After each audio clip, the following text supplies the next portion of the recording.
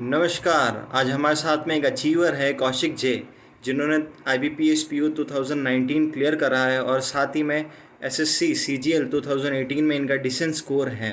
ये रियली में एक मोटिवेशन है उन सभी वर्किंग प्रोफेशनल्स के लिए जिन्होंने जॉब छोड़ के गवर्नमेंट एग्ज़ाम की तैयारी चालू करी है। हाय कौशिक, सबसे पहले तो आपको कॉन्ग्रेचुलेशन, आपने IBPS PO क्लियर करा है। और सबसे पहले हम स्टार्ट करते हैं आपके ब्रीफ इंट्रोडक्शन के बारे में। प्लीज़ बताइए। Thank you so much Lokendra for inviting me. मैं जोधपुर से हूँ और मेरा पूरा एजुकेशन जोधपुर से ही हुआ है। मैंने MBM इंजीनियरिंग कॉलेज जोधपुर से इंजीनियरिंग किया है एंड आफ्टर दैट जैसे ही कॉलेज पास आउट हुआ तो जॉब लग गई एंड 2 इयर्स मैंने जॉब किया। फिर उसके बाद ऐसा लगा कि यार अब थोड़ा गवर्नमेंट सेक्टर की ओर मूव करना है, तो मैंने जॉब छोड़ के ये बैंक का प्रिपरेशन शुरू किया।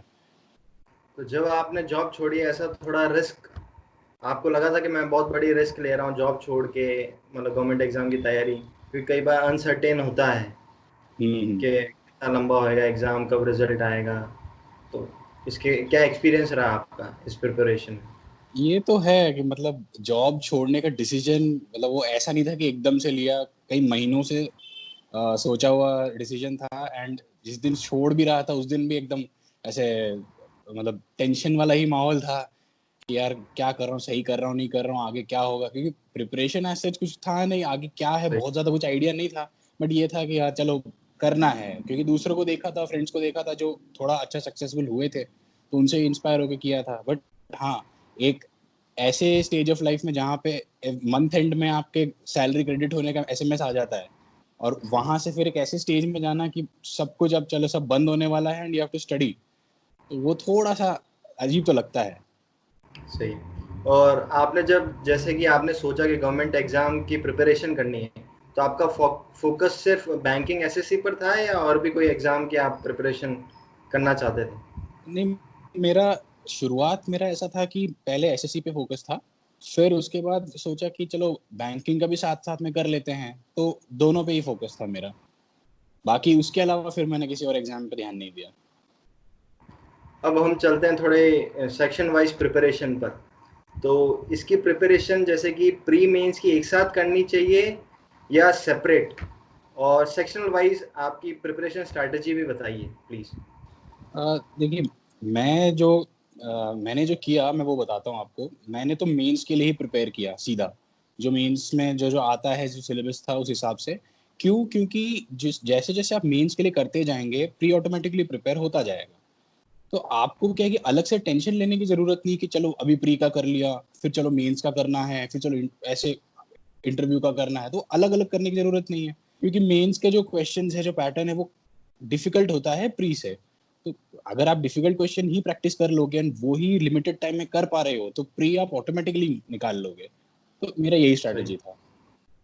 और रही बात बाकी सब्जेक्ट्स प्रिपेयर करने की, तो रीजनिंग के लिए ऐसा था कि मैंने RS अग्रवाल की रीजनिंग की जो बुक है उससे क्वेश्चंस किए थे। Plus yes. जो कोई पुराने अगर जो मेमोरी बेस्ड पेपर्स होते हैं वो मैंने किए।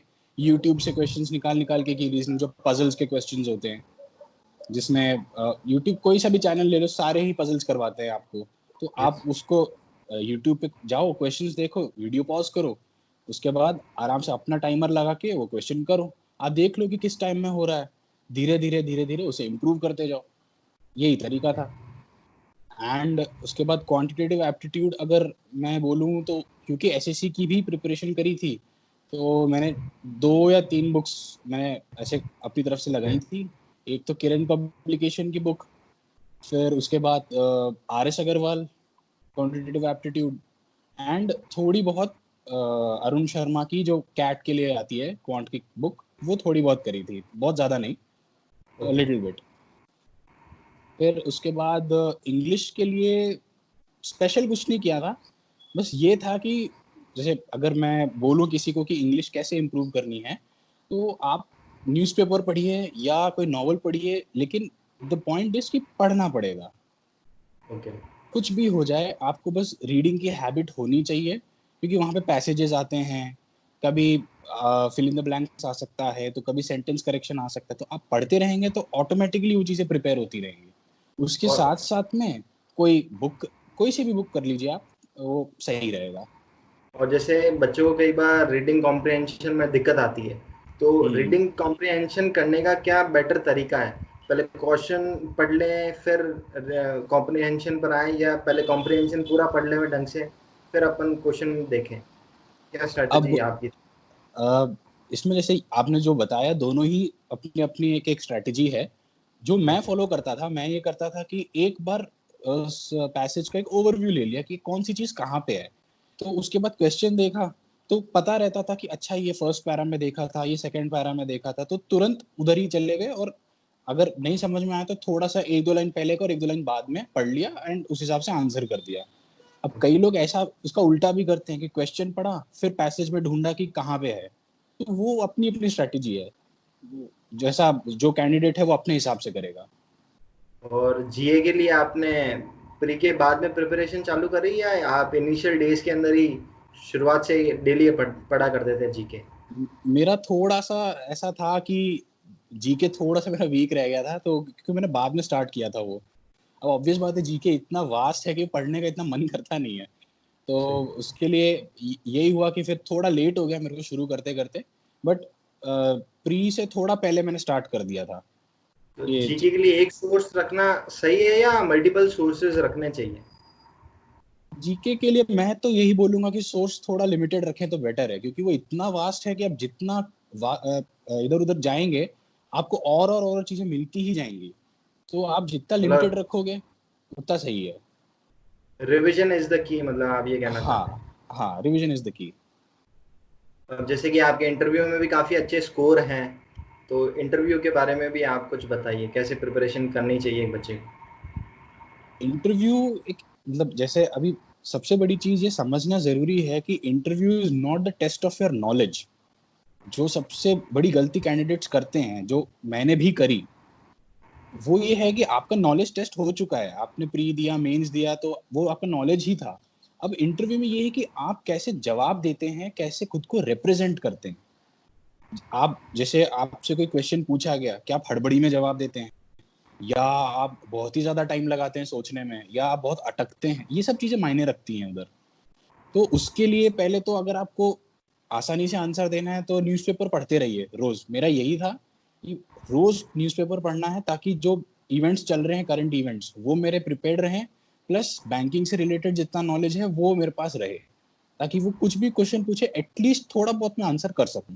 सही। और जैसे कि ऑनलाइन टेस्ट या मॉक टेस्ट की क्या इम्पोर्टेंस है इन एग्जाम्स में, एसएससी और बैंक में? देखिए, मॉक टेस्ट का मैं तो बोलूँगा बहुत इम्पोर्टेंस है, क्योंकि एक एग्जाम का माहौल क्या होता है, वो ये मॉक टेस्ट ही आपको वो एहसास दिलवा सकते हैं। क्योंकि अब ऑब्वियस बात है कि बार बार तो अलग अलग एग्जाम लिख के प्रैक्टिस तो करेंगे नहीं वहां जाके, सेंटर जाके। तो मॉक सही टेस्ट है। एक ऐसा माध्यम है कि आपने कितनी पढ़ाई करी वो आप गेज कर सकते हैं।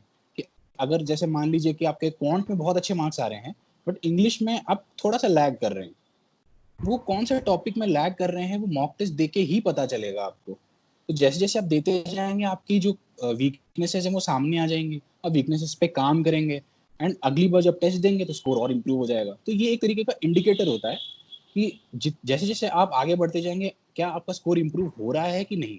अगर हो रहा है तो अच्छी बात है, तो आप सही जा रहे हैं। Thank you Kaushik.